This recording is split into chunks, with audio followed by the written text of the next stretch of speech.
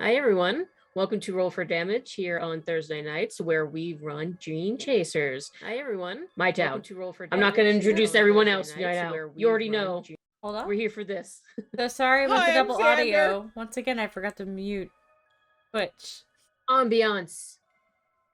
Ambiance. There is ambience. That's not what ambiance means, Uzu. Let me use words. Okay, we should be fixed now. Let's try this again, guys. Sorry. Up. I didn't graduate for English. Welcome to Dream Chasers. So, now...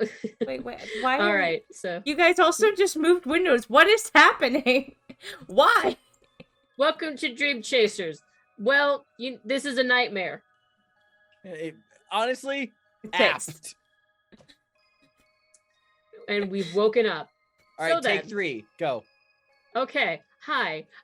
I'm Kelsey, also Roguzu on Twitter and YouTube, where I draw a bunch of things and tell stories about other games. But right now, we're here for this game, Dream Chasers, and these are my wonderful players. Let's go down the list here. So, Dipper, you first. Introduce yourself and your character. I'm Dipper, and I play June.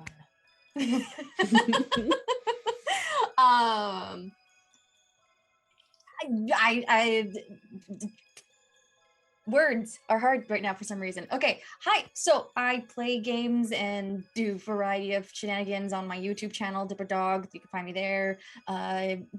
Anyways, you're here for June and the rest of these wonderful cast members, and I'm excited to play. And I'm worried about June. You're gonna find out soon. Hey, that rhymed. It's fine. Yeah. All right. And then next we have Xander. Hello, guys, gals, non-binary pals. My name is Xander, and I am playing Bill Galderson, everybody's favorite dad and local baker. I go by @XanderBimsky on Twitter. I stream on @CritFailSave, where we play a game with Shelby every week of Victorian Gothic horror London thing. It's super fun. It's great. You should watch it. It's called The Between. And I'm also a voice actor and a game designer as of recently. Okay, that's fun. Hey.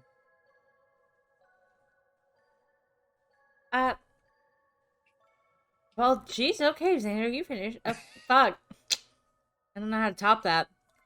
Hi, my name is Shelby, or Whistle, or Shooby-Dooby-Doo. I'm from a channel called Whistle While You Work, in the middle of a brand change. Will I ever make this brand change? Who the hell knows at this point? We're just here.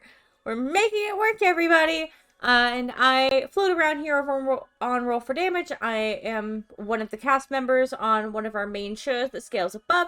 As Xander said, I'm also on The Between, where I play Pyrrha Rivia, and I'm known for my frequent, ever-evolving costume during the game.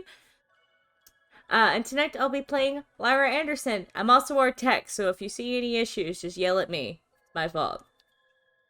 It's not your fault. It's fine. Things happen. Technology is weird. What's also God weird... knows I don't agree with it, ever. Why I was put in charge of this, I'll never know, but we're making it work. Don't worry. We'll figure it out later. Yeah. But, yeah, the other weird things are Fae. As that's what we've been dealing with, as this group last time fought off a group of boggarts that showed up. Lyra alone with the local delinquent Jackson, fighting them off. They both twinned some crit fails and got fucked up. But then Jackson got 7 successes, so it balanced. Yeah, he did. He got 7 successes to carry you off later.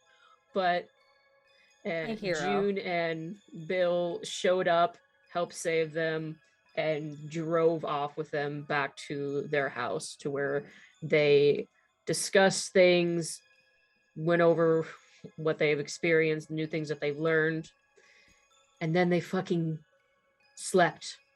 All of them actually just slept, just actually got some rest, and in a very weird feeling, had a normal morning for the most part. Until people started to dig around into things. Starting with Bill digging around into Carthus's phone, where he found some very interesting pictures. Pictures that revealed things that were unknown to them about their neighbors, Quinn and Carth. Natalie and Garth. Very used to calling her by her last name. Anyways, where there were scars revealed, tattoos that were never seen before, golden and glowing, eyes different colors, but then the biggest shock of them all is when Karth was seen with horns. And the only conclusion that everyone was able to make here was something possibly demonic, which is upsetting for Lyra because of personal reasons in her backstory. And so she stepped away for a bit.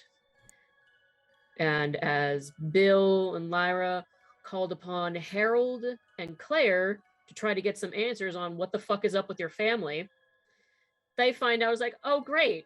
So you all know about supernatural. Get your asses over here. What the fuck? During all of this, June ends up getting a text from her contact, Wolf. And to where Wolf doesn't beat around the bush. Wolf doesn't try to hide things, try to be sneaky. They straight up tell June how she is no longer fully human. And that is where we left off. So we'll go right back to you, June. How you doing? Just want some bacon. Just want a normal morning with my chicken and waffles. Well, there is a veritable mountain of turkey and beef bacon over on the counter, so. Yeah, so June gets up, grabs a plate, sits down, and just kind of pokes at her food. And then takes a look at the text again, and she's just like,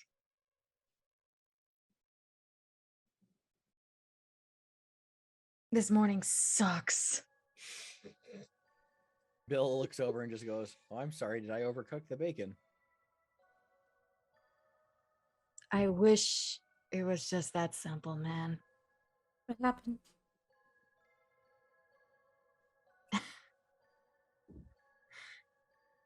At this point, I can only laugh things off now because I don't know how to deal with these kind of news anymore.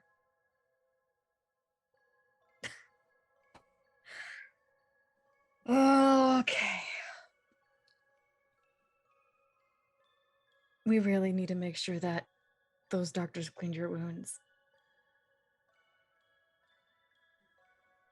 Because apparently, whatever injured me last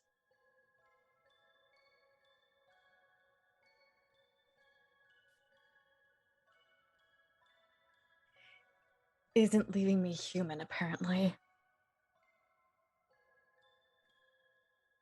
And Wow. June is just elbow on the table and just sinks her head in her hands. What? On that. Can I check my wound? Do a wits and medicine check. Okay, that is going to be 3. I think having nothing in it is a penalty, right? Yeah, because it's a mental skill, you get a penalty of -3. So that would make it a luck die. Oof. Okay, cool. Just get my... Let's see what happens. Hey! Well- Hey! Okay. Lyra read a medical book, I guess. Bill's got a lot of books So- in his house. I got bored one I day. got a lot of books. You got a lot of books. And here's the fun fact. If you get a success on a luck die in my games, I make it a critical success. Hell just, yeah. You just break through the bullshit barrier and you get some good shit. So as you examine your wounds, you just dealing with a lot this morning, Lyra, as well, because of the things that you are learning and kind of having some flashbacks, and just you're just very focused, I think, because of the tension that is building up around you. And so you just kind of methodically like unwrap your wound a little bit and look towards it. And you kind of remember what you've heard June say and talk about, like with her own wounds. And as you examine it, you don't find anything out of the ordinary with your wound. Your wound is healing as it should be, completely normal, nothing weird at all. Like, absolutely nothing. And because you got a crit, I would say that you can probably tell that whatever changes June is talking about is not from any wound or attack that she suffered. Lyra just looks up at you and shakes her head a little. I don't. It's from the wound. You think this might have more to do with the same reason why he's looking at Lyra and asking this? The same reason why you two can see the boggarts and I can only see them in mirrors is that you two may have been more directly exposed to something than I was. Who told you that you're not entirely human? Where'd that come from? I've got a friend. We used to work together. Vague? Military. Right. In the military. Okay. I got some networks. And he was able to do his own diagnosis on whatever the doctors did. On your blood work. Yeah. This friend doesn't live in town, does he? You don't know where they live. If No theoretically, Lyra and I also got blood work taken, would he be able to analyze those in the same way he analyzed yours? Yeah. Can ask. Actually, you said you know Bennett too, right? I'm familiar with Bennett. Yeah, I actually saw him just the other day when I was having a bit of a panic-induced pastry delivery. Nice enough fella, didn't judge me for it, at least not verbally. Yeah, he's a good guy. He helped me. Oh, okay. So, well, yeah, if you guys want to get your blood works done and check, let me know. It's certainly something to look into. But the question, would we be able to get Theo over at the clinic to do that, like, off the books, you know? Or if we need to come up with some kind of cover story. Oh, I just actually said come up with a cover story. I don't think you're going to need a cover story to go in and get routine blood work done. Bill's, like, visibly dissociating with his life right now. Yeah, no, that's a good point. Okay. Lara, how are you so sure about that? It's not from the wound. His mind's healing just fine. Nothing wrong with it. Yeah, she'll show you. It's not. Yeah. It's not any more irritated than it was last night. It's not having any of that oily stuff you were describing. Yeah, how your blood was oily. June's gonna pat Lyra and just give like, good. I had a thought. That's though. good. Me and you were both physically taken. What if what happened to you is because you were there longer than me? Well, you were, from what I understand, there a significant amount of time. Lyra I was gone in a couple hours, maybe. Maybe not even that. I think it was dark when I was taken. And then it was dark when I was found. And I can't give an exact time of how long I was taken. I just woke up there. Yeah. Okay. Running theory. Lyra, I'm thinking about something similar to changelings. You might know where I'm going with this. It's not exactly the same case, but theoretically, I'm just going off of building lore assumptions. Let's say that what we are dealing with is supposedly fairies, and this Lady Marrow figure, this bagman, this hook guy you mentioned, it's all under the same Fey umbrella, right? And this like artist, same deal. And you may have been spending time in a fairy dimension or something. I don't know. Um, Possibly just going off of pre-existing mythology and extrapolating a little bit.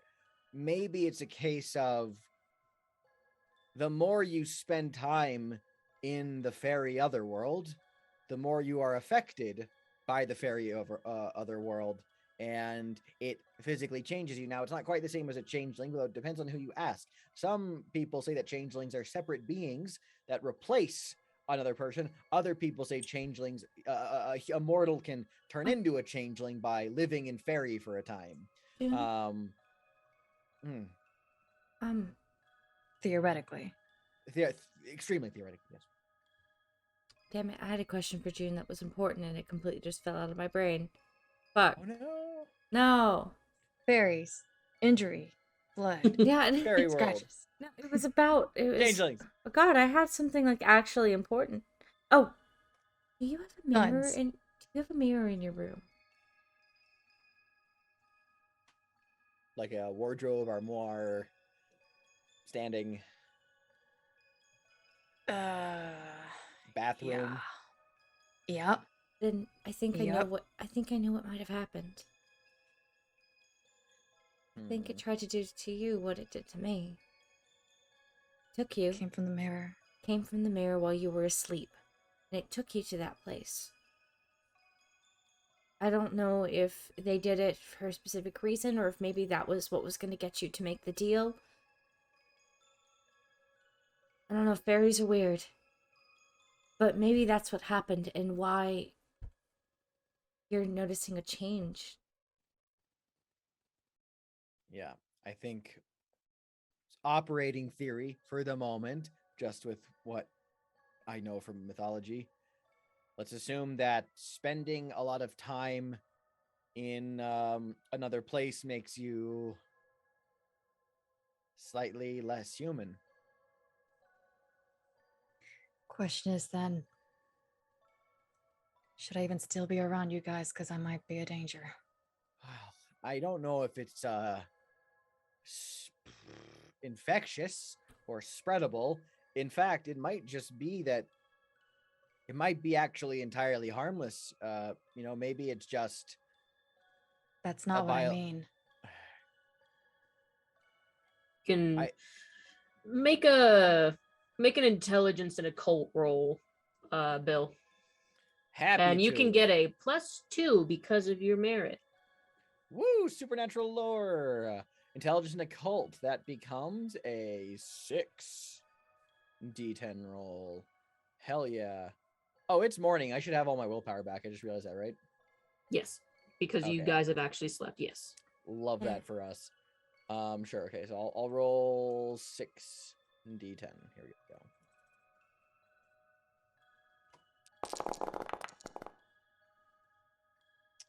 go. One success. Okay. Well, one success, and then factoring in the merit as well, because like it does just like give you like the ability to know. So you know that with changelings, they're like, yeah, no, it's not infectious. It's not infectious. And also they are in control of themselves when they are out of the Fey realm. I legitimately got it right, and I think it's a changeling situation. That's what you've been talking about. I love it. Okay, cool. Yeah, then great. I'll go off of that theory. He goes, well, okay, I understand your concern, June, but well, let's take a look at fairy lore for a moment. If we're going off of the idea of some kind of changeling, someone who has spent time in the fairy world, fairy, if you will, and been altered by it, well, according to sources that I know, you don't really, you don't lose control of yourself. In here, you should be fine. If you went back to Fairy, well, maybe that's a problem. But I think here you're fine for now. Theoretically, but I mean, hey, all these mythologies and stories are written down. I mean, they got to come from some kind of truth, I guess. I imagine Lyra is sitting next to June as we're talking. And June is probably, like, I guess, still dissociating, staring down at the table while we're talking. Lyra's gonna reach over and very gently grab your hand.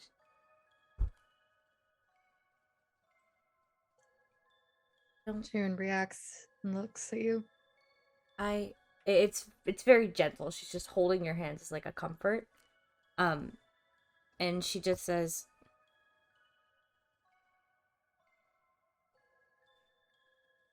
"You haven't been any different. I know it's only been a few days, but you're still the same person. What does it really matter? I understand it's scary, but if you're still you, then it's okay for now, right?"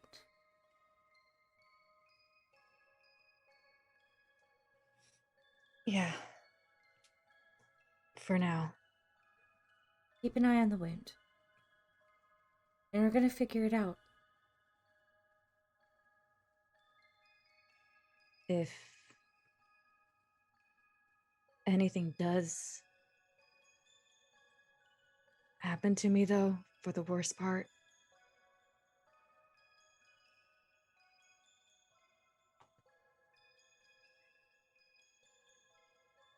stop me.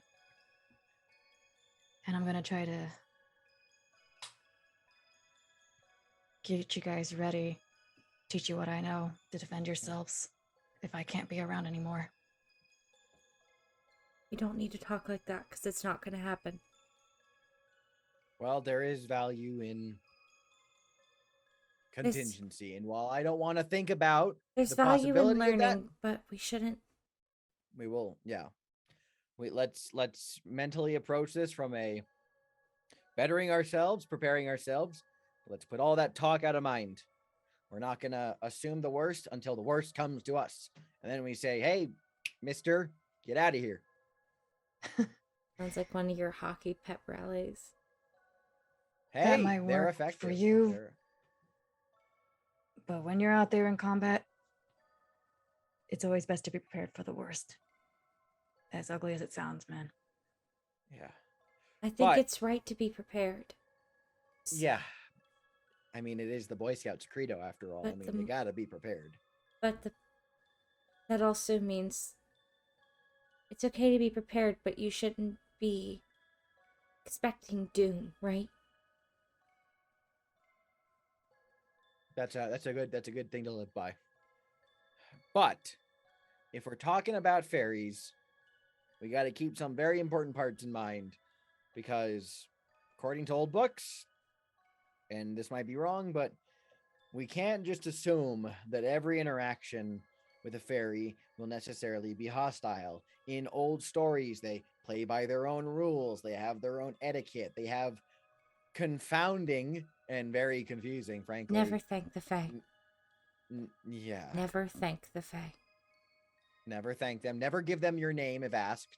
I'll never give your name. Never your full name. Never give them your full name. Don't ever give them your name. Don't ever thank them. And somewhere it goes back. If they offer you food, don't take it. Unless, well, that's the thing though. If they offer you food, you don't take it. But if it's in their house and you don't take it, that's bad. We are getting really sidetracked. Your doorbell rings. I'm gonna get it. I'm gonna get it. I'm going to get the door. You go. Just staring at the table wide-eyed from all these rules that you shouldn't be breaking, and June's like recalling, like, oh, shit. As Lyra gets up to walk through the door and June's associated at the table, Bill looks over at June and just kind of looks at the plate and goes, "You gonna finish that?" And just begins to like reach towards the bacon. So Lyra answers the door, And who you see at the door is actually roll me a wits and intelligence roll, Lyra, really quick. All right, 5 dice. Lyra, do you remember who's at the door?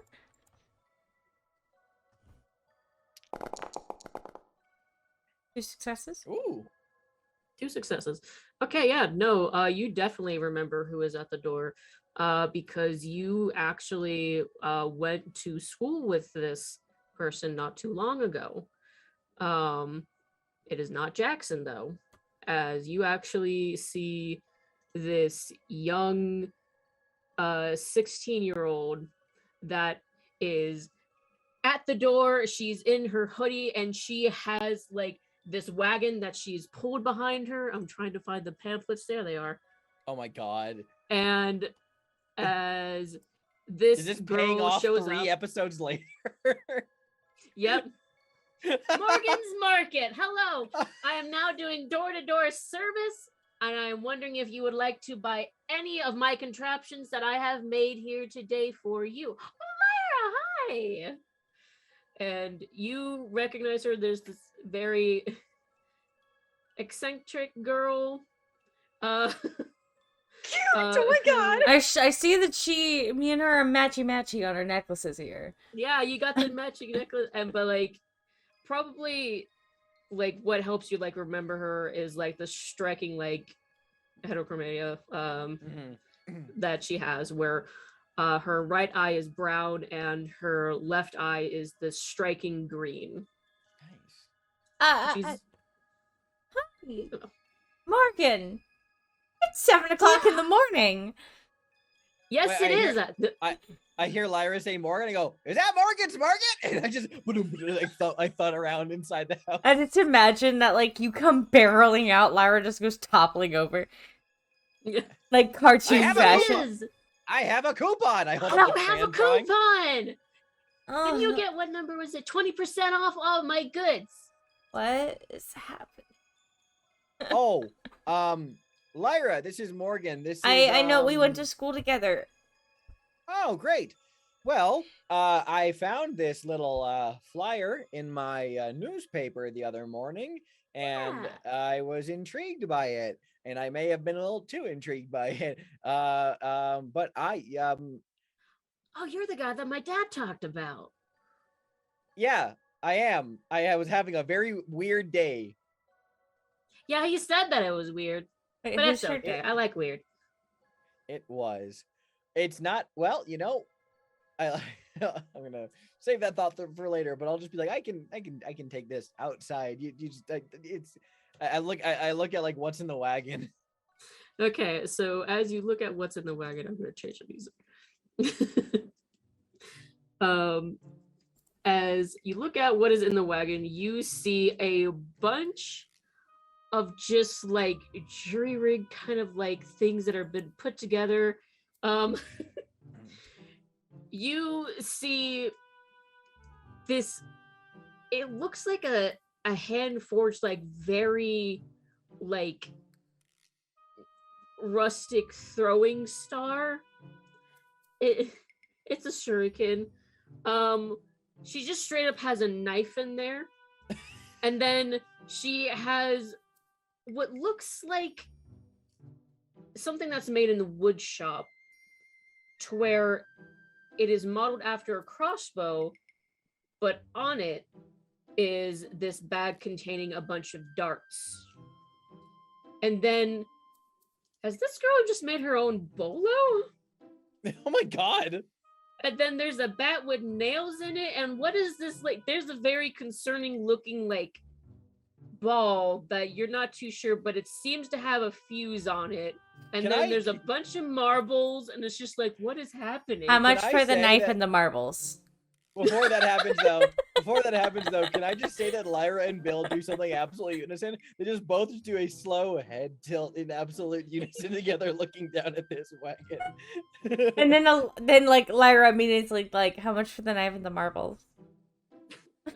Oh, good eye. So, On the marbles, that's not too much. I would say that that's about like $10, and then the knife, I do have to say that is like 20 because that's a knife. Well, obviously, in this economy. Morgan, where did you get all this stuff? Gonna silently hand over the money. I made most of it, and then I also just, yeah. I point at the fucking bola, like, you made that? Yeah. I'm surprised you know what a bola is. Well, yeah, I mean, you can find anything on Google. Fair. Alright, I'm adding a knife and marbles to my equipment. Oh, I mean, okay, well, actually, this makes sense considering your dad sells guns. That's right. Yeah. Okay. I want to sell more fun things, though. Like, something you could find from, like, video games and whatnot. Like, so I'm, like, making my own stuff. Like a power-up? Yeah. Hey, Morgan, you don't happen to... This bat. Are these nails iron, by any chance? Or are they steel? I don't know. Do you have the package they came out of? She just kind of like... She like takes the bat.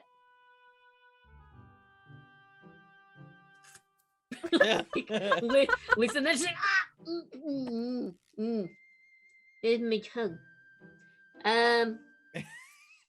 I think it tastes like iron. I'll take the bat too. Take the bat too. I have his 20. Do you need a band-aid kit? I mean, for your tongue. Yeah, I'll get a band-aid. I'll be right back. I give Lyra my wallet and the 20% off coupon. I go get a band-aid to put on their tongue. I look down at Bill's wallet and I put it away and take mine out. Okay. So for everything with the coupon included, this will come to just about like, an easy like $28. So, which is like nothing. You don't have to worry about your resource dots on your sheet. So yeah, she just takes it. Is like, thank you, and takes the coupon. Like, pleasure doing business with you. And this is just my starter line. If you ever come to my actual market, I can make some really cool things if you ever have any requests. Where's your market, kiddo? My market is in my backyard by my dad's shop. Okay. Well, we'll be sure to swing on by. Nice. All right. Well, have a good. And the little light bulb goes off over Bill's head. Oh, heck of an idea. How did you get all those coupons into the newspapers?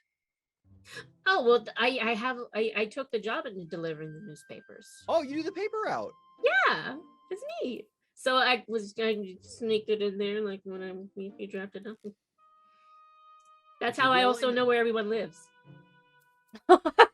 Huh.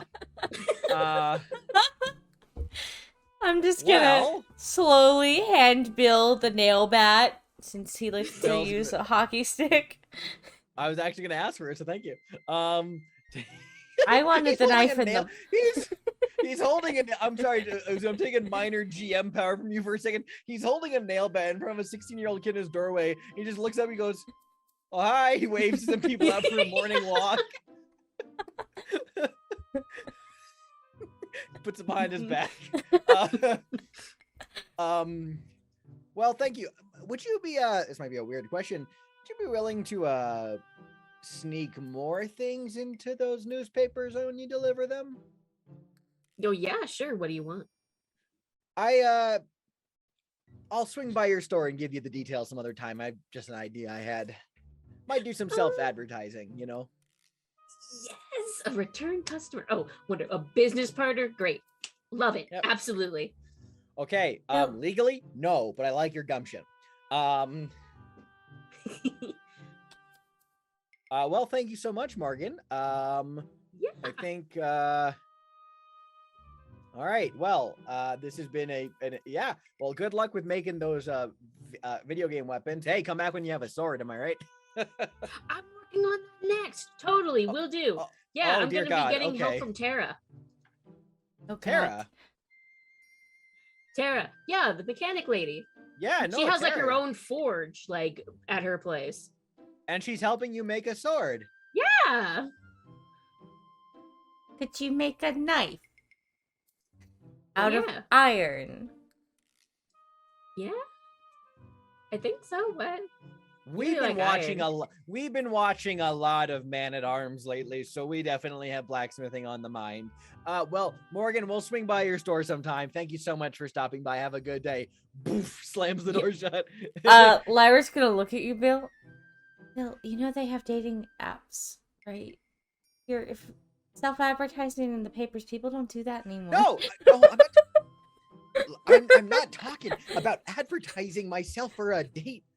I had a table meeting. I walk back into the kitchen. So while you guys are like having this conversation with Morgan out there and like having been like just buying some nice things, I'll give you the stats and whatnot for those. Oh, great. Like later. But June, some time has passed and you're just kind of like staring at the table. Like, June is going to text Bennett all the don't do's since June kind of broke a few. Okay. And she's also going to reopen the bandaged wound to take a look at it to see what it looks like now. Okay. So as you look at it, it looks like it's finally like clotted up and is like sealing, but it's like hard and dry, like dry paint. Does it feel painful to touch it? No. Did you say dry paint? Yeah. I done already turned you into a paintbrush. God damn. I know what I did wrong. Okay. June is going to get up and she's basically going to get like whatever big pot she can find, fill it with water while they were outside and make it cold and throw ice cubes in it. And she is going to dump her head in there and just let out a scream to get it all out of her system of frustration and just that fear, all those, I don't know if you, that moment when all those feelings just want to burst out of your system. She's just like getting that out there. So yeah, then she like takes her head out and tries to look for a towel and is just like taking in deep breaths after that. Yeah, you're taking in deep breaths, and that's when like you get a text, but it's not from Bennett, it's from Wolf, as they've said like, okay, I think I've let enough time pass. Are you all right? I don't imagine that this is easy news to take. It's not. Yeah, I feel that. I'm actually fucking terrified.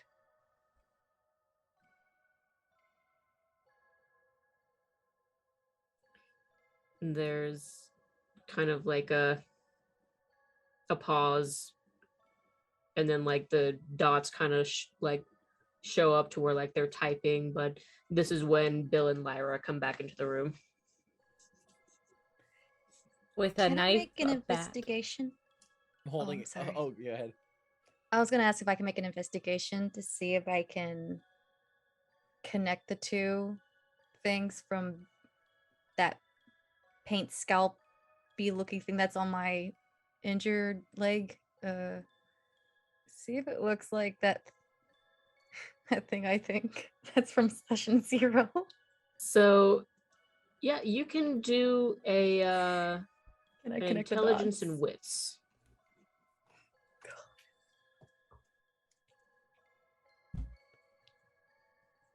Can't get over that.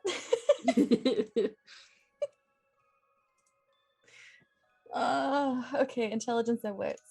Okay. That's 4. Okay. Can I spend a willpower on that too? Sure thing.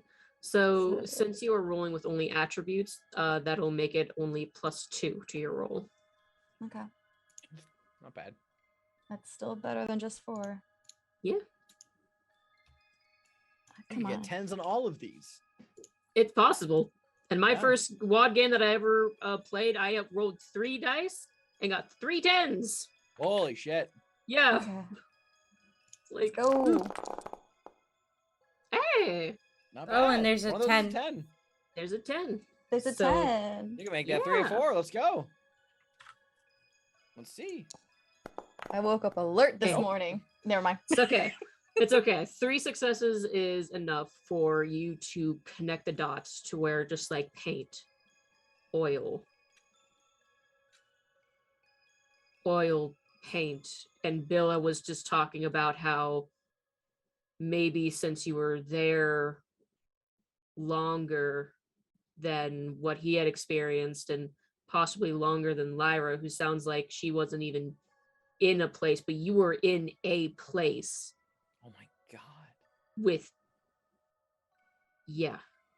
Is your blood paint? I touched paint or something. I touched something. You interacted with that environment a lot. Oh my god. That was very handsy. So at this moment, Bill and Lyra walk back in the room, and Bill is holding a spiked basil bat, and Lyra has a knife. And a bag of marbles. And they're arguing about like dating apps. And you see just like this wet June. You see like her shirt just wet. This bucket of water and ice. Lyra's gonna run off and get you a towel. You get a little case of the head hots, or Here. What's going on there? New development, or just kind of needing to dunk? I just need to clear my head and get the frustration out of my system. Heard. And well, go ahead. Would I be able to? I Lyra knows what somebody looks like when they're freaking out and are not telling people something, because she is the queen of hiding that shit. Can I roll what would be an insight? You can roll a wits and empathy. Yes. And June, if you want to hide how you are feeling, you will have to roll a I was going to give you an option, but I realized that you don't have a specialty in either of them. So either way, it's just going to be June's emotions are just up front for you to see. Yeah, it would be like a luck die for you to try to hide anything. Nope. That's not my character trying to hide it. Well, there's 3 successes and 2 of them are 10s. Wow. Yes, I'm a very perceptive young girl. Yeah. We wrote it to 10. Somebody has to be. There's another success. 4 successes. So yeah. Nice. June, what is she able to read from you?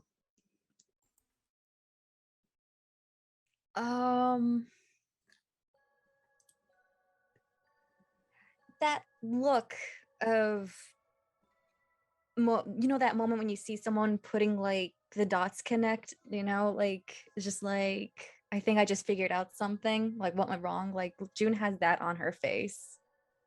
Like she has kind of a little bit more of an answer as to what's happening to her. Besides just being at the Fae world for too long. And there's like this look of almost like angry regret, like she's angry, but at the same time it was just like this look of not knowing either. Like it's a very frustrated look that June has in her face. Mm-hmm. Lyra's going to keep it to herself for now. I don't think she'd bring it up when Jude's emotions are still high. But noted. I'll work on that composure. Also, Lyra has almost max in empathy. So, she's just good at reading people's intentions. Very nice. So, quick table meeting.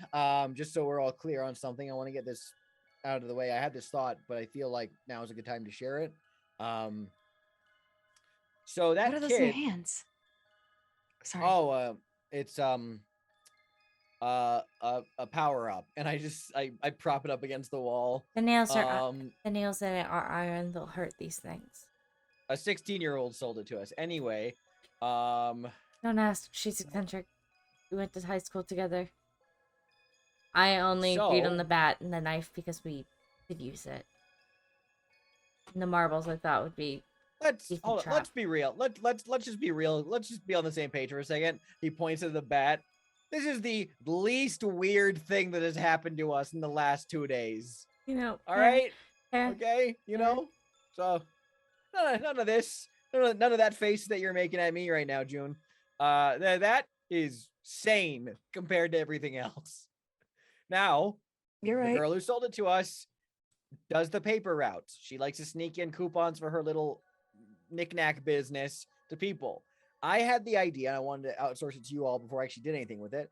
What if we sneak flyers into the paper routes, asking people if they've had weird dreams lately? As we'll do a cover of like a dream study, like an independent kind of research project, and maybe we can say that Karthus is doing it, and he's seen around town wearing a lab coat.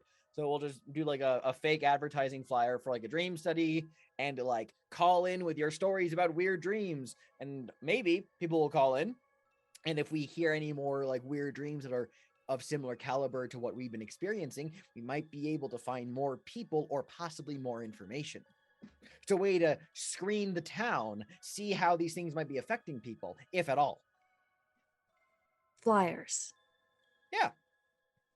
Not advertising. Oh, no, hey, there's weird fae demons out. I have an idea. I have an idea that doesn't involve flyers. It's not like something from the 90s. I'm on forums all the time, and there is one for Dust Creek. But there are plenty of people in Dust Creek who don't use forums. I think we should use both. That's all I'm saying. Maybe both. I think that we might get more responses of people that we can track and keep conversation with a forum post. I can put something up.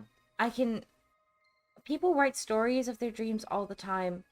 I can just write up an abridged version of the dream, post it under an anonymous account, ask if anybody's had anything similar. We might not get a lot of genuine answers, but it's a start at least. And we can keep it local. There's one for Dust Creek Haunt. There's one for Dust Creek Haunt and Urban Exploration. But sometimes you get people on that forum who's going to be like sharing around some kind of, false story for the sake of likes or whatever. People did that. People did that with flyers and radio shows too. Humans are attention whores. That's just how we are. Yeah, true. Okay, you know what? How about this? Theoretically, if we do this idea, why don't we do both? I know that the flyers are a little gauche and a little outdated, but how about just for the sake of maybe adding legitimacy to the idea of, we're doing a dream, like this person's doing a dream study. Call in with any weird dreams you've had lately. We're just conducting, it's the water table, lead in the water. I don't know. I'm just throwing ideas out your phone number. Okay. Well, I was gonna suggest we link to we add a domain to the forum post. I was also going to suggest getting a Google phone number, which if you don't know what those are, they are essentially you can generate a phone number that routes to your phone. And it's just a different number than your phone number. So I was going to set up one of those in this theoretical idea before he decided to scrutinize it under a microscope. I'm stressed. Okay. We're all having a time right now. What are we going to do today? I think we should go to the. I think we should still check the library. I also want to meet Jackson at some point to see what he said about his parents. Talking to them last night about the dreams they were having. Yeah, that'll be You're not gonna Good be there. avenue of investigation. I know I'm not gonna be there. I'm not gonna. Oh, but I really should though. No, you shouldn't. You shouldn't, because every Oh. time you're there, you antagonize each other.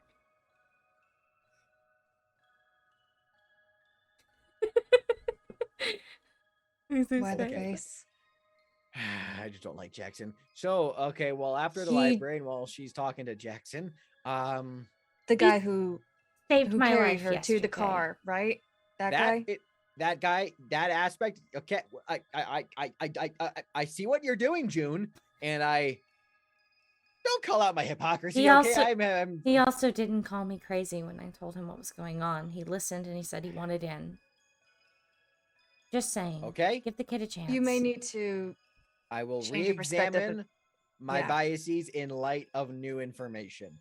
Just, he doesn't like me. I don't like him. We get a rise out of each other. I'll stay away from him. You can interact with him. Fine. He naturally likes to rebel against adults, especially me, because I am in his words. You don't take well when people don't like you. No, I'm fine with people not liking me, but it's when they like make personal attacks against me that I get my blood boiled. Like, for example, I don't like Jackson. I don't seek him out. And if I see him on the street, I tend to ignore him. Jackson sees me and he says something very mean and hurtful. And you know how children are really good at just saying like the most hurtful thing to you possible? He's good at that. Okay.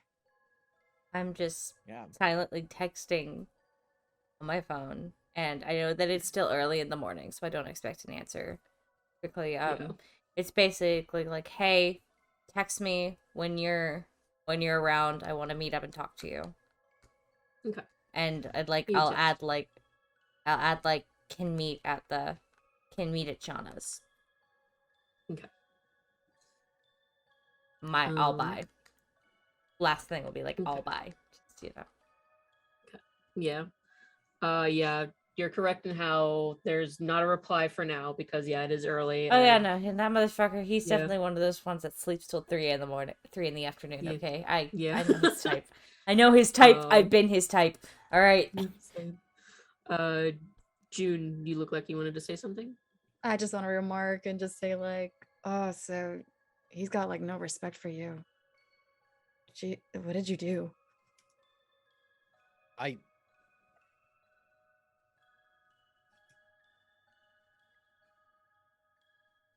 Well, as far as I'm concerned, I just existed. He used to work at our school when Jackson went there. I think there's a weird teacher thing. Also, there's a tone thing whenever he's around. I'm just saying, you're not the friendliness to him. He tagged, okay? And I know I feel old and lame by saying tagging, but like I called him out for it once and he's, I did too. I told him to tag better stuff. Told him to learn new words. Now we're playing Hangman. Is that... They start to bicker kind of back and forth about Jackson again in front of you, June, when you get a response from Wolf. Go back to my phone while they do their thing. It's the one bit of normalcy June gets in all of this shit. It's just these two bickering. Yeah. No. Wolf has responded to you saying how you're terrified, and they say, I don't think that you need to worry too much since you're already away from them and weren't turned fully, from what I can tell. They won't be chasing after you. But it's just better if you don't seek things out. I text back, why do you sound so familiar with all this? I've been through my own bullshit. Had to learn a lot of things the hard way. What the fuck do you know? You need to share. And I'll share whatever I can with you. There's not much that you can share that I don't already know. So that's kind of a worthless offer. Shit. So, You guys are okay. going... Agree to disagree. Agree to disagree, Lyra. Anyway, he grabs his car keys. We're going to the library. You're going to the library. June, are you coming with us, or are you going to be doing your own thing for now?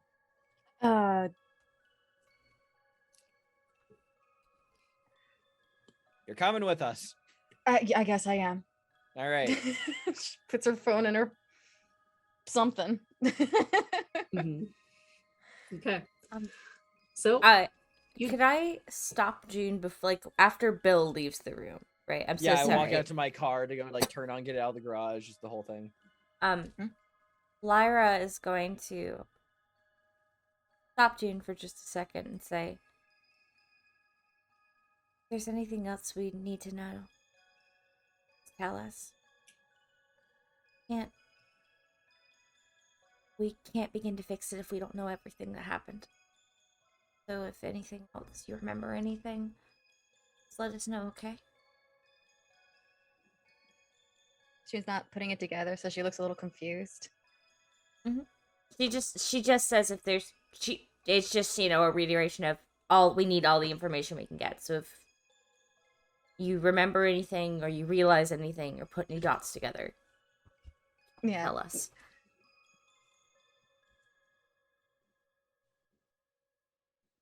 I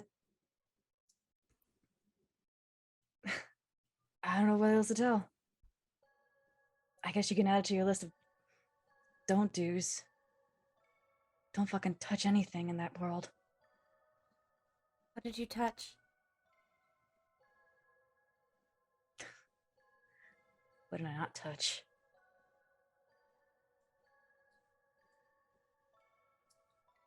Some human-looking wood. Something that I thought was paint. I think all of those rules we told you, those are just what the Fae in stories usually trick people. I don't know how true it is. So if you did these things, I don't think that means you're screwed. I think that you have a chance just being outside of there to get away from it. Stop it. Just like everybody in the story did.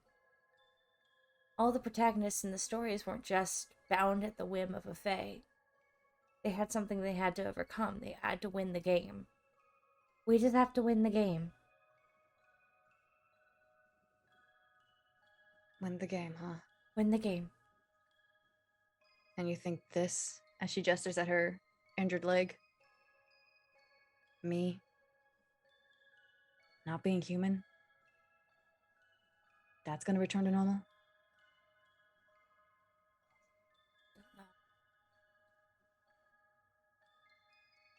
But getting away from it can't make it much worse.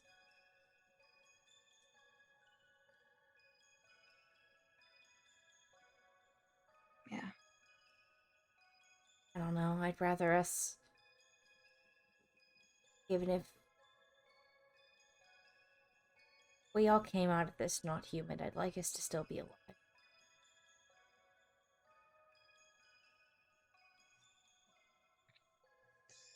Those people we were looking at, ones we don't think are human anymore. Those people were like my parents. That didn't change anything. I still love them. I don't see why that would be different for you.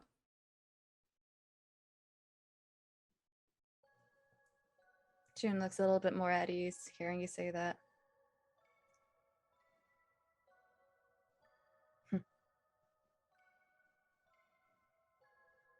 Thanks. Of course.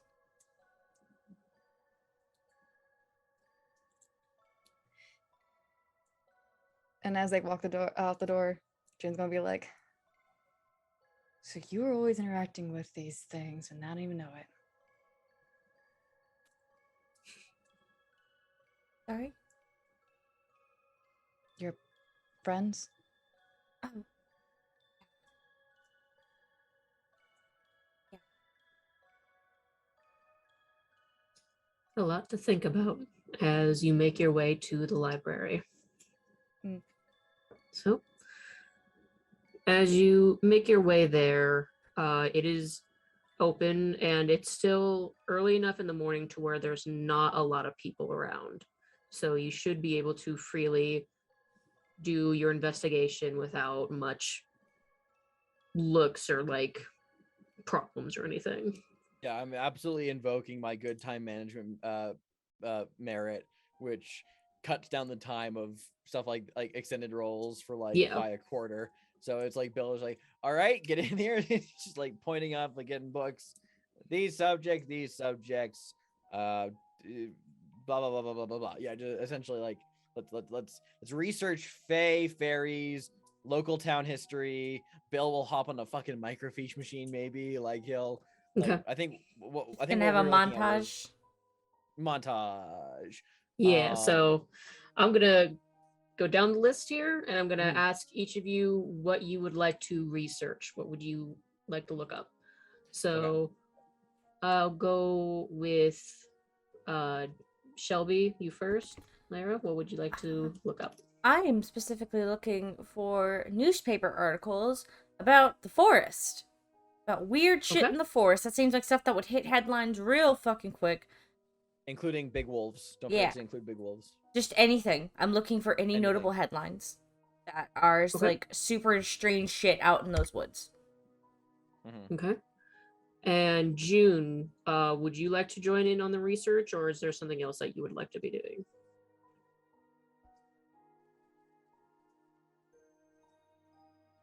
June would like to look up anything that deals with the painter lady. Okay. And whatever, I can't remember that person's name that took the jewel. Our dream jewel is what I'm calling it right now. Lady Marrow. Lady Marrow, yeah. Okay. Look that up. I'll do those two first. Okay. And Bill. Lyra's on history of the forest. June's on Lady Marrow specifically. I think I'll just broaden my search towards any fairy lore that matches anything we've encountered. I'm talking like this artist fella. Sure, I'll even like lump some Lady Marrow in there just in case. But I'm really just trying to I think Bill's taking the broad approach of like fairy lore that might line up with any of this. We got boggarts in there for sure.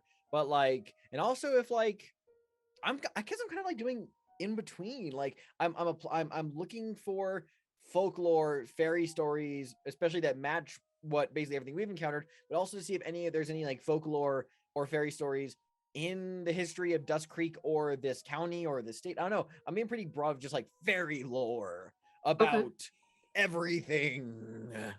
Okay. Awesome. So I will get to Bill and June last, since that's kind of like a group effort, I would say, because like you're kind of overlapping in what you're researching. So Lyra, can you make me a intelligence and like either investigation or academics or even computers roll? Really, investigation or academics, it doesn't really make a difference. So I'm going to go intelligence, investigation, and I'd like to dump a willpower. Oh, and you also have a specialty in research for your investigation. Yes, I do. Yeah. So and that's 5. Just so you know, I know that you have the library base like to level 2. However, because of reasons that will become more apparent later, you're not getting those bonuses right now for this roll. Okay. With the resources, is that just an extra die? Yeah, just 1 extra die. All right, and then I'd like to dump willpower. Sure thing. So I'll get you a +3 because it is attribute and skill. Yep. So that's 9 dice. Oh boy. 2 successes out of 9 dice. 2. Good lord. Okay. So many 7s, So, it hurts. Look at all yeah. those 7s. God damn it. Okay, so you research the woods. Specifically, you are researching the Walloway Forest. And there seems to be a lot of random stories that kind of come up about the Walloway Forest. About a lot of runaways, people kind of going missing. And even that one manor, the Myriad Manor, ends up coming up to where it was owned a very long time ago by like just this rich couple. But then that couple ended up just disappearing. And there seems to have been bodies found in a bunch of random locations around the manor. And it's been kind of left as a mystery if the original owners of this manor were the ones that killed these people, or if something happened to them and their bodies just haven't been found. It's really not too sure. As for large wolves, you do find that, like, you know, wolves are kind of like a, you know, not really actually a common thing at all in this area. If anything, like bears or a bobcat would be more than likely. So, like, wolves is possible, but there's nothing about large wolf sightings at all. So with 2 successes, you just get some history about the Myriad Manor, how there can be, like, has been, like, disappearances that have happened, and nothing about big wolves. Have I ever been to the Myriad Manor? Is that a place I haven't explored myself? I would say that you've been, like, around the outside of it. Like, you've probably, like, seen it from the distance, but you haven't actually explored the place yourself yet. Okay. Okay. Yeah. Interesting. Yeah.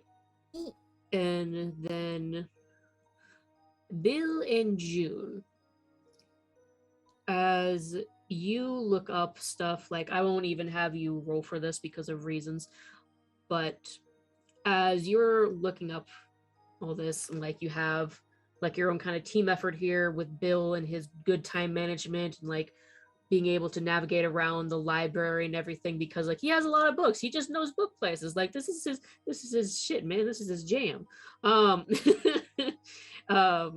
Take a look. It's in a book. Yeah, book. Reading rainbow. So you are able to find, like, books about, like, you know, urban myths and legends, and, like, there are definitely stories that bring up the Bagman, and also a figure with the hook, to where they are mostly just boogeyman stories about, like, you know, just getting your kids to behave and everything, or, like, you know, unsuspecting couples or people on, like, the roads or, like, cliff sides for the hook. Basically just a bunch of stories that, like, you've all heard before but doesn't connect with to what you've experienced. Sure. And then as you look through everything more with the Fae, you're sadly not able to find anything involving the name Lady Marrow. Okay. And if anything for the artist, you can't find anything Fae related, though you do find some folklores from different cultures and everything. Like, there is a Japanese lore about a man that gave up his own, like, humanity to be able to bring his creations to life, like, through the ink that became his own blood. And there's also, like, a famous painter that's called Hokusai, and just to where they were so lively and everything, but nothing Fae related, sadly.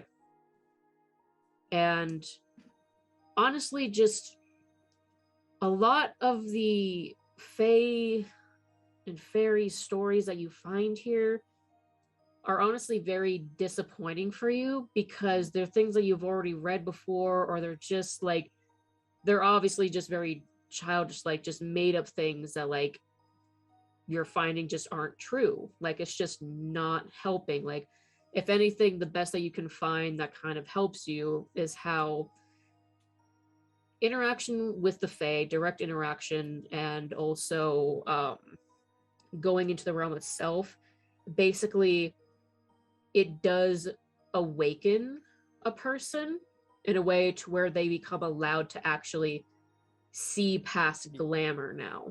Spiderwick. Mm-hmm. And so it seems that from this, because June and Lyra had direct contact with Faye, and June even being brought into probably the Fae realm of some sort, they would be considered like awakened to where they can now more easily see past certain glamours. But Bill, you have not had an actual direct encounter, and therefore you can only see through a mirror because like you're not fully awakened to that realm yet. And then you also find like little things of like note that like kind of like are something to like help you deal with it, like having your socks inside out so then you can't get lost, having like rowan berries like on your person because it helps like fight off glamours. Okay. Salting foods so then like they can't charm you, and salty foods, not salty but salting, so like sprinkling salt onto the food. Okay. Yeah, but otherwise it's just kind of really disappointing, and you can't find anything that actually helps you. And then Bill and June, that is when you overhear a little bit of like a clattering of books. And when you look over, you see that there is this red-headed woman that has just kind of fumbled some books onto the countertop of like the librarian here. And the librarian just speaks up, is like, oh, Miss Lupe, hello. Oh, did people try to bring our books back to your bookstore to sell? I'm so sorry, but I mean, I guess I shouldn't apologize. Thank you for bringing these books back, Miss Lupe. And this redheaded woman, who is apparently Miss Lupe, just nods kind of like quietly. And then the librarian kind of goes about asking, like, how is your bookstore doing, by the way? You're still getting plenty of business? Everything going good? And this woman just nods like again and kind of like gives a thumbs up, and she doesn't really appear to talk. It's a librarian is just like, okay, well, I'll take these books then, I'll just file them back. Thank you so much, dear. And can Bill like angle like nonchalantly angle see like what books they are? Just you angle like your head towards the book, just kind of in time to where like this woman is turning around and ends up making like direct eye contact with both of you, as like you see this woman. Hello? And she just looks at you with like these kind of sharp eyes, and then just like does a little bit of a nod and has like just tucks this book like under her arm, and then you just hear the clacking of her heels as she starts to walk out of the library. And Lyra kind of ends up coming down at this point, and that's actually someone that you recognize, Lyra. That's Angelica, and she runs the Lupe leaflet. I go to her bookstore because she carries the occult books I like. There's an occult bookstore, and it's not in to the public. It's not an occult. It's not an occult bookstore. She just carries some of the witch books I like. Gotcha. She imagine who is where I think Lyra bought her first copy of Modern Witch. It's a rite of passage. And she had it there. That you were trying to check out some things. So, Bill, why don't you make a perception check for me? So, a wits and composure. Wits and composure. I'll throw a willpower on there. So that'll be 8 dice. Oh no, is those are 2 attributes? Is that +2 with willpower? It is +2 for willpower. Gotcha. Yeah. Thank you. So 7. Still good. Let me copy the chat command again. There it is. All right, 70-10. Come on. 1. 1. Okay. Success. We got cocky, guys. We got cocky. So, it's okay. But, like, let me actually make a roll. Oh? I'll make a roll. Because she's definitely kind of like...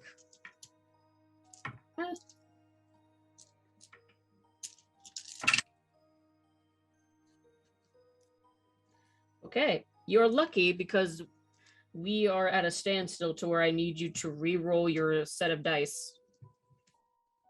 Oh, I can re-roll my set of dice? Yep, re-roll your set of dice because you got a tie. 7? Roll off. Roll off. All right, all 7. Here we go. 1.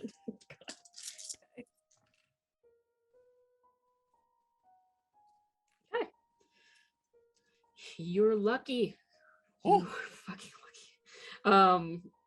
As you see that, well, the books on the counter you can't see because of the angle. However, as she is adjusting the book under her arm, you do see her holding a book that is titled Arcadia, to which rings a fairy-like bell in your brain. Because, like, Arcadia, not the play by Tom Stoppard, surely. No. Okay. That's me just having remembered when I read the play Arcadia in high school. Gonna be like, I'm gonna like casually saunter on over there. And what's the librarian's name? The librarian of like the actual library. Yeah, the one that was just talking to. Yeah. I'm gonna name her Molly Sumter. That's a good name for a librarian. Oh, hey, Miss Sumter. Hey, how are you now? Yes. Oh, Mr. Galderson, hello. How are you today? Not so bad. Well, hey, I would just, they say, don't judge a book by its cover, but frankly speaking, the cover has to captivate me. I pointed the Arcadia book, and I said, I just saw that on the shelf, and I have to say, like, light bulb. Mind if I take a look at that one? Oh, no. I think there was a misunderstanding. The Arcadia book is what Angelica has in her arms that she's walking out of the place with. Okay, gotcha. Then I use this as an excuse, like get up there and look at all the books that Angelica just brought in. Yeah. And I just so I clocked the Arcadia thing. It's like, yeah, I just wanted to take. I just saw these books brought in, and I'm just like, ooh, they look interesting. Mind if I just take a quick little sift through them? Yeah, sure, of course. Thank you so much. Nothing. Have a great day, Miss Sumter. I walk away. No problem, dear. I'm debating if Bill's gonna like jog after Angelica politely, respectfully, just ask her some questions.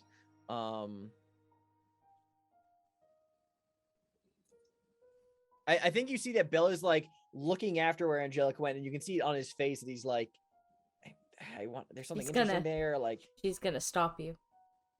He yelps when you grab him. Shh, we're in a library. Shh. Sorry, Miss Sumter. It's okay.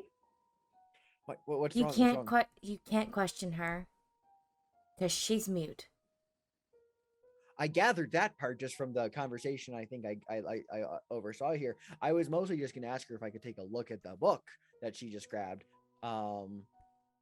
Did she come in with that, or did she just check that out? She came in with it. Okay, gotcha. I have a funny feeling about the book. I can go to her bookstore and talk to her about it. You know her bookstore? I used to go there. Is this where you get the the Lupe leaflet? Oh, why have I never been there before? It's a small little bookstore, but I used to go there all the time. But I love the small little bookstores. Well, okay. I can go there. Can I come with you? Sure, but I'm probably gonna go meet Jackson afterwards. I'll leave afterwards.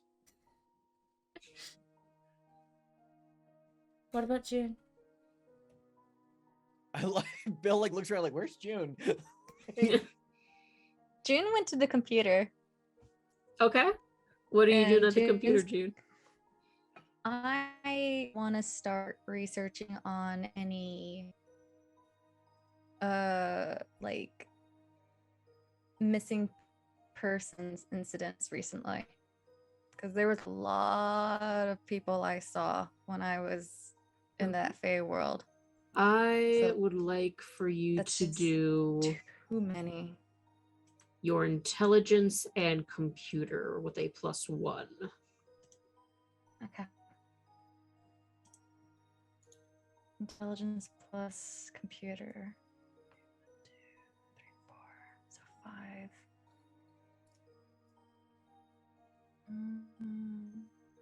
Okay. Go away.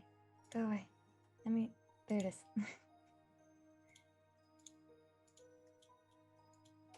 God, I don't roll well.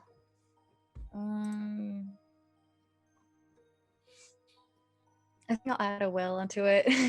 So that's an additional 2, right? No, that'll be a +3 because you're doing attribute and skill. Oh, okay. So then that's 8. Okay. Let's roll. This is why I need high numbers. I got 1. Well, you got 1.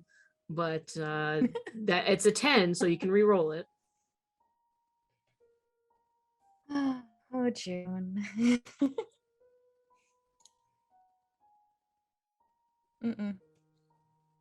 Okay. I'm happy with 1s, honestly. I got traumatized with the 0s I got. With 1, you don't find anything really recent.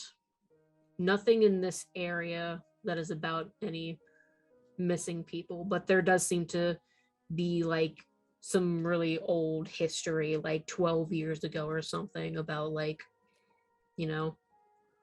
people gone missing. That's weird because that's a lot of people. Okay, well, I guess that they're not all from this one area, I guess. I guess that was what I was curious about, if it was all the same people from the same area. It doesn't appear to be. So with that, do you follow after Bill and Lyra?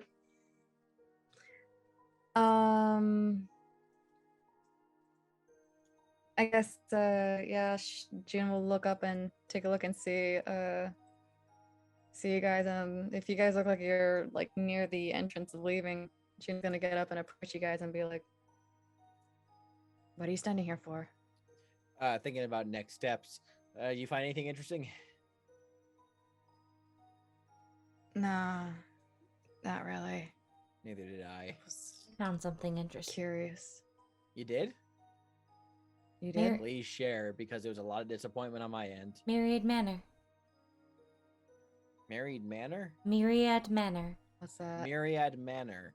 Where's that? Place out in the woods. Place I used to go to take. Woods. Place I used to go to take pictures. Well, what's so funky about it? A lot of weird stories around it. A lot of stories weird about is in our people. bag. Well, a lot of bodies turning up around that area. There's an old story that they believe that the couple there was like a couple of murderers, but if weird shit out in those woods, we know there's shit that can kill people in those woods. Okay, well, before you go traipsing out into the woods, we're taking precautions. I'm getting you a bag of salt. I need to find a horseshoe in this town. One that's made out of iron. That's what he says as he wanders out, and we're gonna take a break there. Yeah. All right, guys. So yeah, we'll see you in a little bit.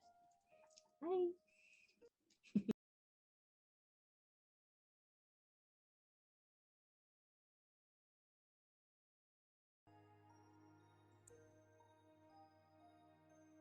Hey, welcome back to Dream Chasers. We are going to continue on as everyone is making their way to the Lupe leaflet. So, how close do you fall behind, Angelica? I mean, No. I just want to we're not following her. Okay. Yeah, I feel like we're gonna go visit her bookstore here in a bit while she's there, but like we're not gonna follow her. What time do I imagine Larry's been in there a lot. At what time do I know that bookstore opens? It's always opened in the early hours in the afternoon and then closes at night. I don't know if her store's open right now. Is there anything else we need to do beforehand? We might want to do that first. Still pretty early in the morning. Oh, yeah. But you know what probably is open? The stores for stuff. Because we need to buy a lot of salt and see if I can maybe put in a well, I don't think Dust Creek is known for its horse racing, so I might have to put in a special order for iron horseshoes, maybe. Well, no, actually, it's a common game, tossing horseshoes. Maybe I can see if there's some iron ones there. We should go by Claire's house. They have something in their living room that might help us. Okay. They have an iron. You want to swing by there? Yeah. You want to swing by there since you know what you're looking for, and I can go to the store and just do a big old grocery trip? Yeah, sure. I'll buy enough salt to line the house, and then some. So, oh, I miss Costco. All right, so. June? Where do you want to go in all of this? The last time you were alone, Lyra, I was in the woods. I was in the woods, though. I mean, I'm not saying don't come with me. Just saying. Just going into the house and leaving. I just feel more comfortable to escort you for a little bit. Okay, that's fine.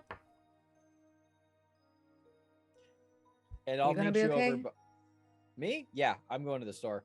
And Lyra, we can meet at this other bookstore at their opening time, so I'll meet you there. Okay.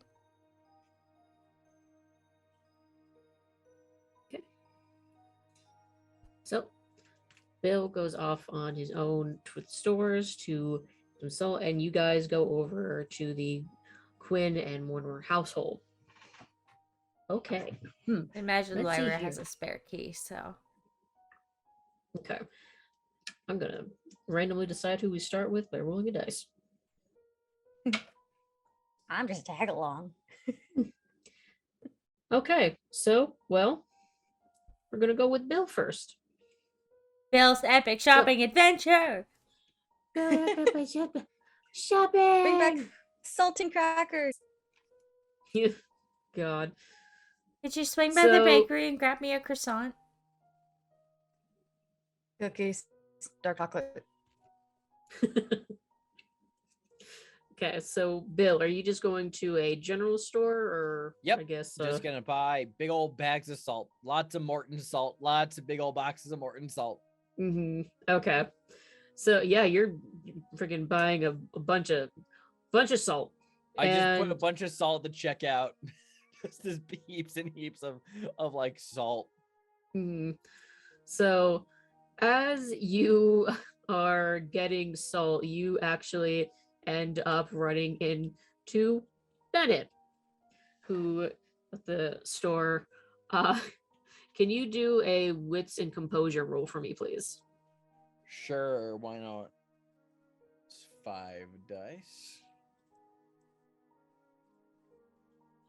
Let's see what we get. All right, 1 success.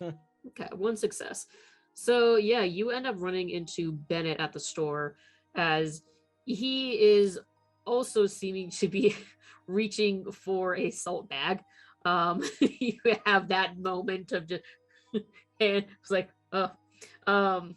but yeah, you see him and he looks a bit like, I guess, dirtied little bit, and he has like a bandage that is on like the side of his face, and he's just like, "Oh, Mr. Galderson, nope, sorry, after you." Mr. Nguyen, no, after you.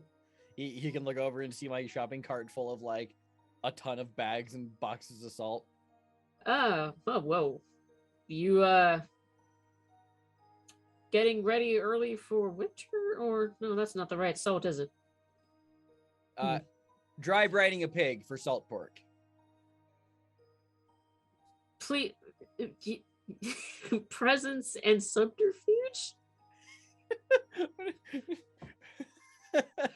I don't have points in subterfuge. You just straight up lied. It's a gut reaction. So I'm rolling a die. No, you're not. You could, because it's a social skill. It's only a -1, so you'd be rolling 3d10. Oh, okay, sure. Still not bad. It's plausible. 1 success. Okay. With all the confidence of saying steamed hams. He just like looks at you, like kind of like looks at the salt, looks at you. It's like, right, ham, okay, right. Oh, Yeah, you need salt for something there, Mr. Nguyen? yeah. Also salting some ham, pork. I take 3 bags of salt out of my cart and slowly put them over into his. He slowly takes it. Thank you. It's like Bill nods and begins takes like 5 steps on the aisle with his cart, then stops and goes, "We're talking in hyperbole, right?" Me, the GM. What does hyperbole mean again? I might be using the wrong word. I might just hold on. I might be using the wrong word. Exaggerated statements. Statements not meant to be taken literally. Like we are. It's like we're. Yeah, I believe so. Fairies. Roll me a presence and persuasion. I'm okay at that. That is 6. Bill's like testing the waters. Whoa! 3 10s. You're gonna reroll that.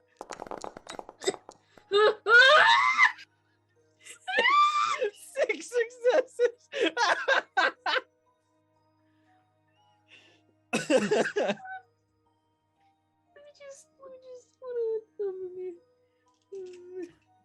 I mean, I don't think it fucking matters for me to roll, but I'm still You gonna. broke the DM, Xander. What the fuck?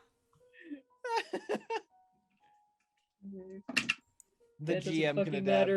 It doesn't fucking matter. He just like he like looks at you, like you say that, and he's just like, and like he just like goes up to you and like puts his hand on your mouth. It's like, don't fucking be talking about it in public. I look at the empty aisle. So ham is tricky to deal with, isn't it? You've been dealing with some ham recently. Yes, I've been having a pork problem. Yeah, I unfortunately know about pork problems. Yeah, I just I get too much pork in my diet, and I have funky dreams. Mm-hmm. Yeah, I hear that Jude's been having problems with pork too, so I've been subtly helping her. Maybe she should lay off the pork then. Maybe the pork should lay off of her. Before she becomes a pig herself.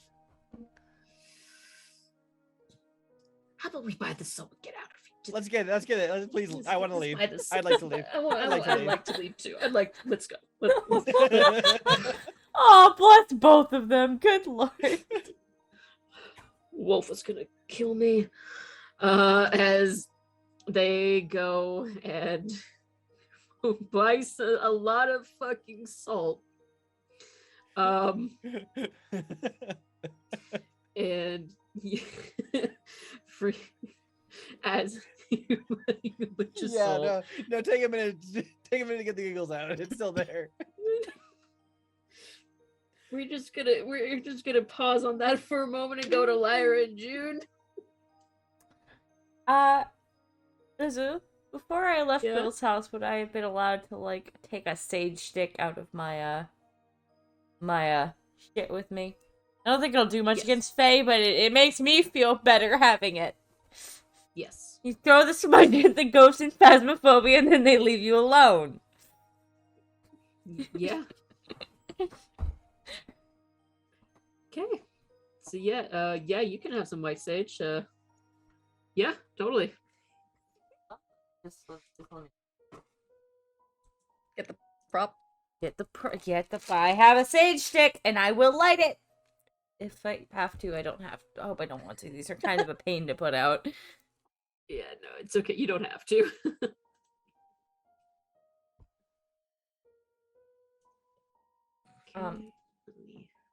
I love it. Oh, it smells nice. Okay. I should have lit some incense for this if I was going full witch. Yeah, are you gonna be saging the Mortimer house? Probably. I see. Huh. Interesting. This is the house explodes. I mean, I think I would do it on principle that, like, I know that they have a lot of protective shit in their living room. Yeah. Like, a lot of those knickknacks are not knickknacks. A lot of those are projecting charms. Yeah. So yeah, you fucking just sage the place, and the thing is that when you guys show up at the house, you see like there's caution tape that's been kind of like roped off, but like you're able to easily bypass it and everything because of Bennett giving word to the police about trying to like bar off the forest from people, and all the other stuff that's going on with, especially with the most recent break-in over at Claims. They are currently not heavily watching the Mortimer house, so you're able to kind of get by the caution tape and everything, and that's when you both can see the full destruction of this place. What Bill was not able to see with his own eyes, you both are able to see completely. The mud prints everywhere on the walls, on the floor, and just these little dead bodies that are just strewn around, and with dead mushroom circles, like surrounding the corpses. A bunch of dead boggarts. Dear God, Karthus. And as you're saging, actually, can you make me a wits and composure roll, both of you? Yeah, wits, composure. It's 6 dice from Little Miss Perceptive.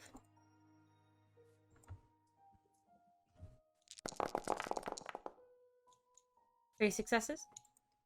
Nice. Okay, we'll see what June gets. 4 dice, man. I don't think I'll get any.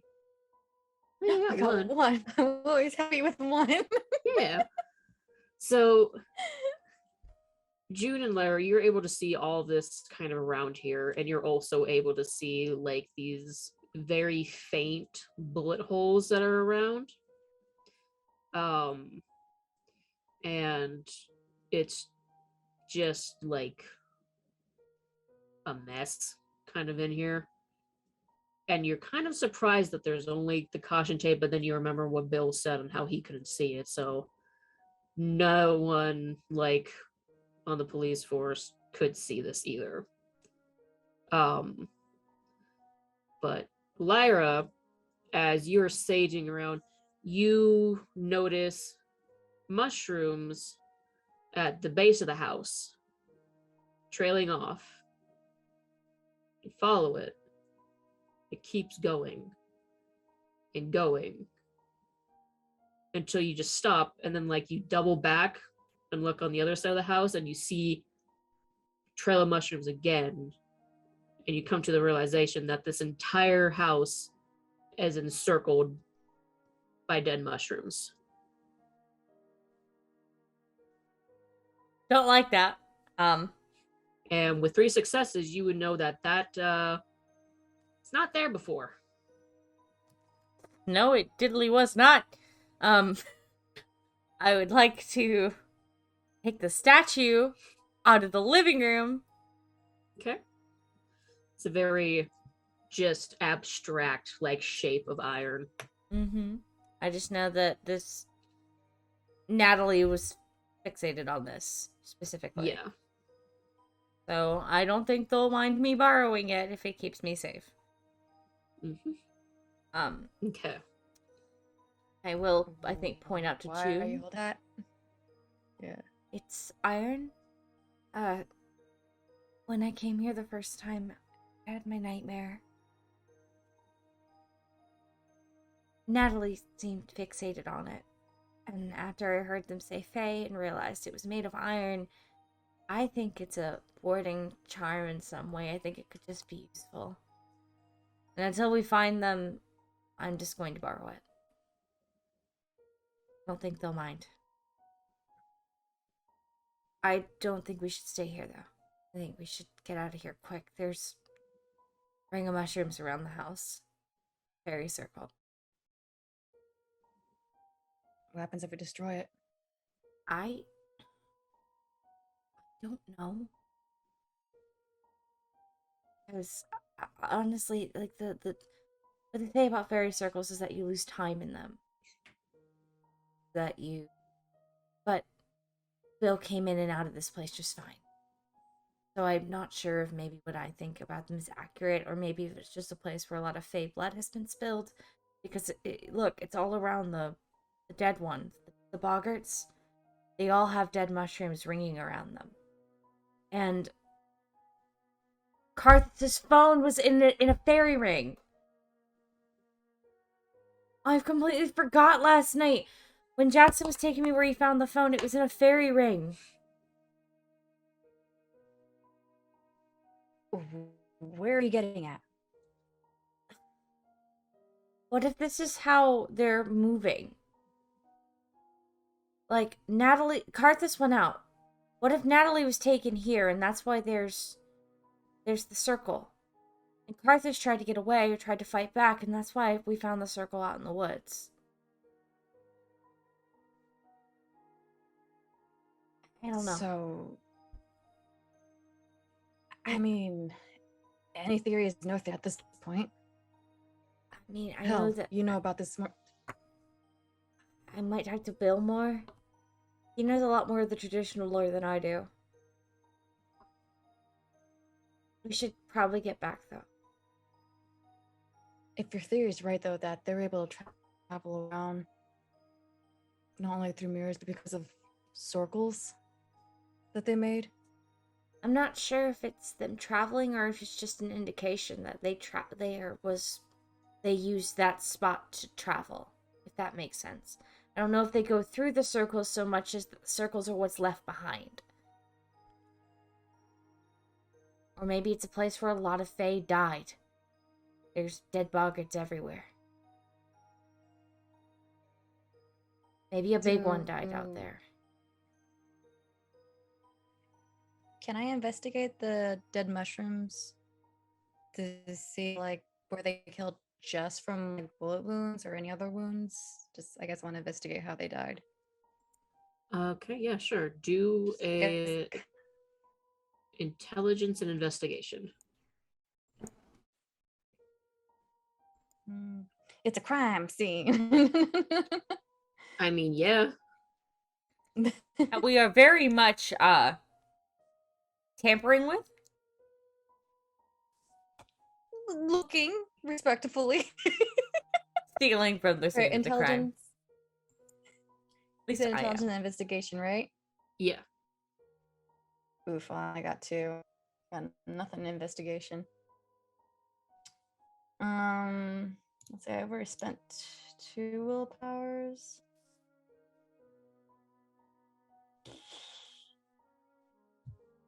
Yeah, let's see what happens with 2. Whatever. Let's do it. Should be fine.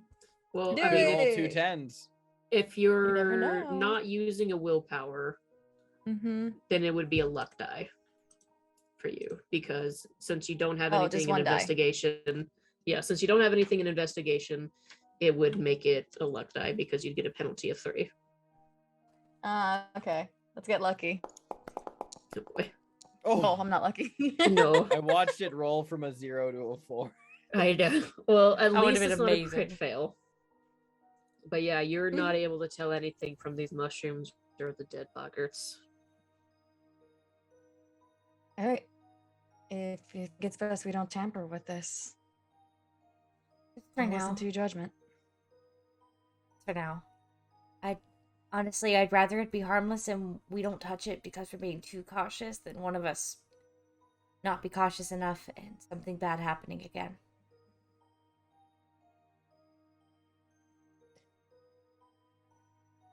Yeah, you got me convinced. It's tampering a little too much, so I'm gonna refrain from touching shit. So, are you guys going to leave the house then? Yeah. There's nothing else you want to check out or anything? I mean, I'm still waiting see if Jackson texts me back. Other than that, I think we're just waiting for Bill to be like, "Hey, I'm heading to the bookstore after his Costco adventure."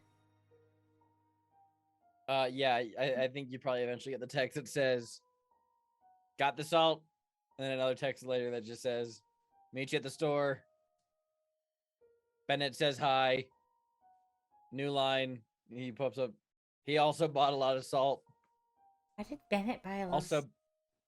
Also, Bennett knows about the air quote pigs. Then there's a pause, and he goes, "Wait." Another text comes up that says, "I don't need to speak like that over text. Bennett knows about the fairies. Bought salt for protection too." Wait, how Bennett over like Bill's shoulders, like, "Are you telling her that I know about the fair?" Oh no.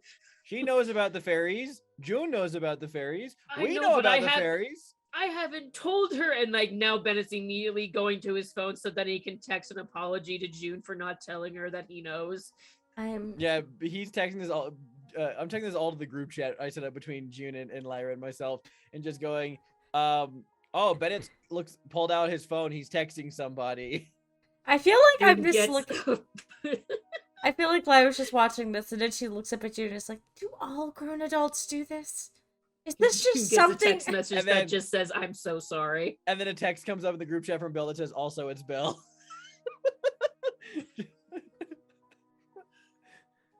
I'm so confused. Okay.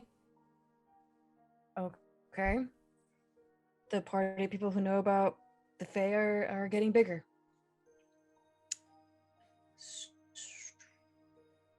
We need to go. Yeah. We need to go to your dad. He's not my dad. He's not my dad. Mm-hmm. Let's go see your dad. Yeah, she's just like friend. A really close friend. Whatever you say, kid. That we'll go back over to Bill and Bennett as Bennett's just like, oh god. Okay. Are you still telling them like everything that's going on right now? Oh no, I'm asking Lyra if we have milk at the house because I went in the store and I forgot to check and I don't know if I bought milk while I was there. Yeah, you're getting a text back that's like, "I don't know, I didn't check. We're out at the Quinn's house, at the Mortimer Quinn's house right now. Their fridge is out of milk."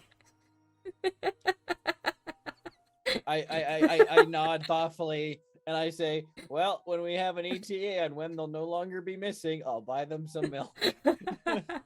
Would hate for it to expire while they're still missing. Also, it's Bill. Yes, I know it's you, Bill. Just thought you'd like to know. So, Bennett, obviously, stay. Bill, make him stay. Bennett, June's telling me to make you stay right now. I think you're in trouble. I'm definitely in trouble. Why are you in trouble? Because I didn't tell her that I knew about the Fae. Wait, you knew about the Fae before June? What? Well, I mean, I've known about Fae. I didn't know that she was. But you knew that they were real, or you knew that they were like, oh, mythology? No, I knew that they were real. How? Isn't that what we were getting at? Oh shit! Did I fuck it up again? Oh no. Oh. I know that I learned just the other day that the Fae are real because I'm currently dealing with them. How do you know the Fae are real? Oh, I'm sorry. How do you know about the pigs at the farm? I'm not a farmer, so don't worry. I'm not okay. We have to stop. You've lost me already. What's going on? I'm not a fae. I'm not a fairy. I'm not a changeling. Wasn't asking. Okay. Okay. Sorry, that's just what a lot of people end up assuming. I grab, even though Bennett's stronger than me, I grab him and pull him into a nearby alleyway away from the store. He just allows you. Just okay. I have, in the last 48 hours, I have driven through the forest. I have had a gun fired next to my ear. I have fought boggarts. I have driven a punk with a wound in his leg from a boggart to a hospital. I've had my friend do blood work. I've had my friend do blood work to learn she's no longer human, apparently. The fact that you're nodding in agreement to all this is just making me panic more. I've learned that my neighbors and my friends' closest friends are monster hunters and also maybe not human. You know something. I know very little. I fainted twice this morning. I'm sorry, sir. Things are still a little purple, but I'd like to know what, how, why, when, what? I've known about Fae being real and all these things. Yes, I've known for a while. I guess you could say kind of just runs in the family of this knowledge. Are you also a family of monster hunters? In a way. Is everyone in Dust Creek monster hunters? No, I didn't even know that your neighbors, whoever you're talking about, are monster hunters. That's a surprise. Oh no, I did not know that. Really, they're monster hunters? Yeah, and Carthus has horns. What? Yeah. Really? Yeah. And Natalie's got. Why am I telling you this? You have to answer my questions. What haven't I answered? I'm sorry. This is a bit of a flustering situation right now. Yeah, no kidding. Okay. Yeah, please take a breath. Do you need to sit down? Would you like some water? Yeah, I reach into his grocery bag and pull out some plastic water bottle. Yeah, here you go. Come on, sit down. Yeah. I know it's a lot. Okay. Walk me through this. You're a monster hunter. In a manner of speaking. Mm-hmm. You've known about this stuff all your life. Yes.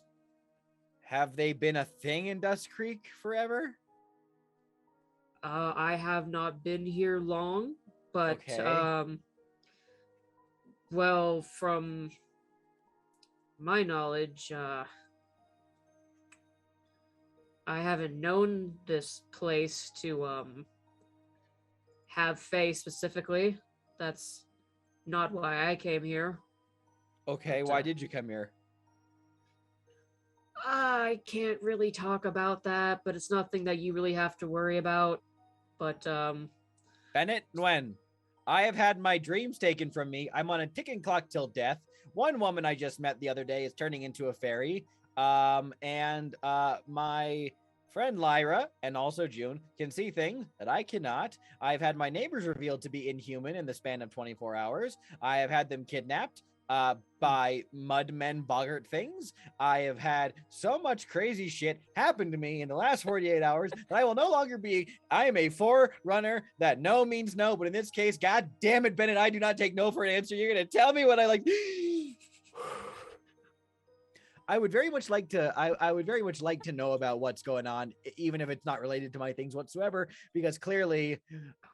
Okay. If you pardon my French, I'm in the shit. Okay, Bennett, get in the shit with me and talk about it, please, for the sake of my sanity, or else you're gonna have a Galderson panic attack in an alleyway next to a grocery store.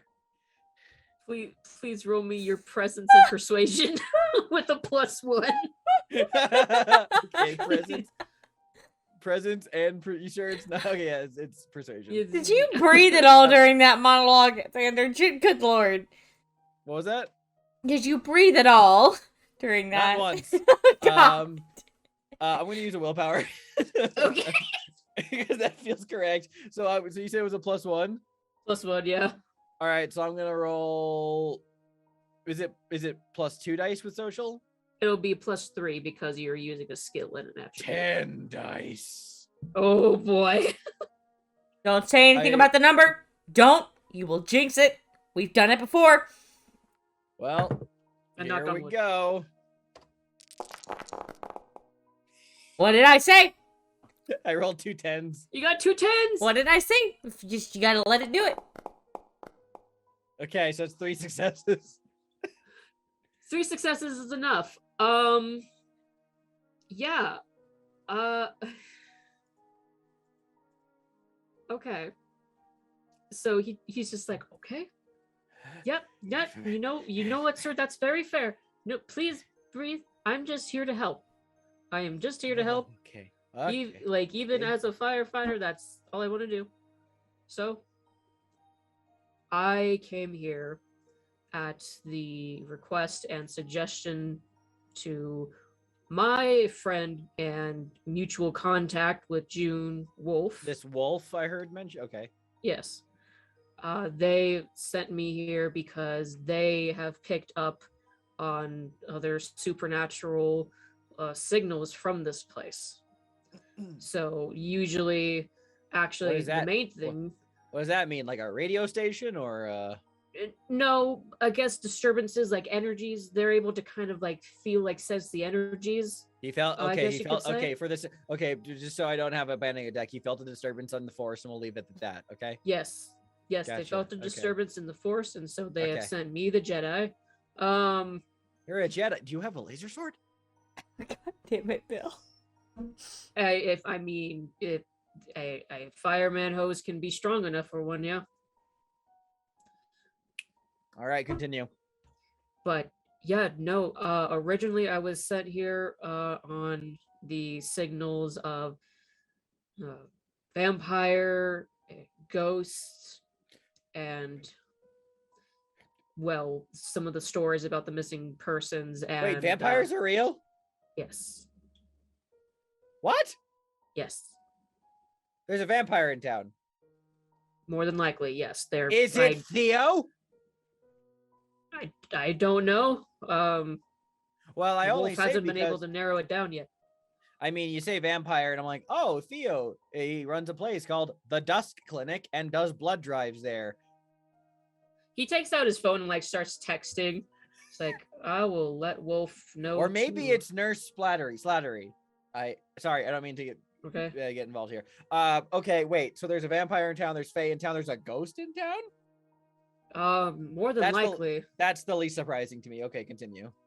Yes, more than likely there's ghosts, possibly multiple ghosts, because of the murders that have happened over by the manor. And my family is highly interested in keeping the balance of things amongst the world. And so this can be a problem for this many things to be unchecked. And so I'm here to keep it in check, So what I'm hearing is you keep things balanced. Yep. But meanwhile, this town's become a really, really confounding episode of Scooby-Doo. Yeah, the Fae was a bit of a curveball. That's new, but I'm trying my best. That's why I have all the salt, because I've been noticing a bunch of mushrooms. Yeah, we're salting my house, and do you know anything about a Lady Marrow? Make a roll. Does Bennett know about Lady Marrow?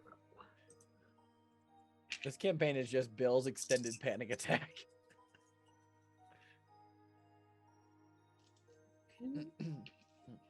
3 10s. Okay, got 4 successes there, Bennett. As you say that, he like stops. He's like, Lady Marrow.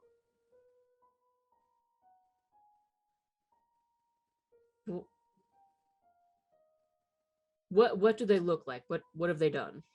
I describe, give him the condensed version. Okay. So you do that, and let me just see if I can get the right music. Oh no, is it gonna be Lady Marrow's track? Because that one spooks me. Oh no, it's this one. As like you describe it to him, Bennett gets a bit of a dark look, and he's just like, that is someone that we've been trying to find for a while. That actually that can make a lot of sense for around here. Who is she? What is she? A murderer, and well, a fae that is trying to become a god. And we're gonna end it there tonight. Ah! That makes sense why she took something without checking. Yeah. And fuck that bitch. And I'm thinking baseball bat to the face next time we see her. Yeah, possibly. So I guess everyone in town is just a monster hunter. Why? How many? Are we at a monster college? Is that what's happened? Are we going blood hunter rules? Is this what the school is? Oh, last minute enrollment. Let's go. I wasn't planning on all of this being found out so soon, but you guys, like, with all your stuff, is like, well, I mean, here you go. So, Oh my. You guys are doing really good in getting these things. So, but yeah. I love how Bill just keeps finding things through panic attacks and impulsiveness. It's great. I love it.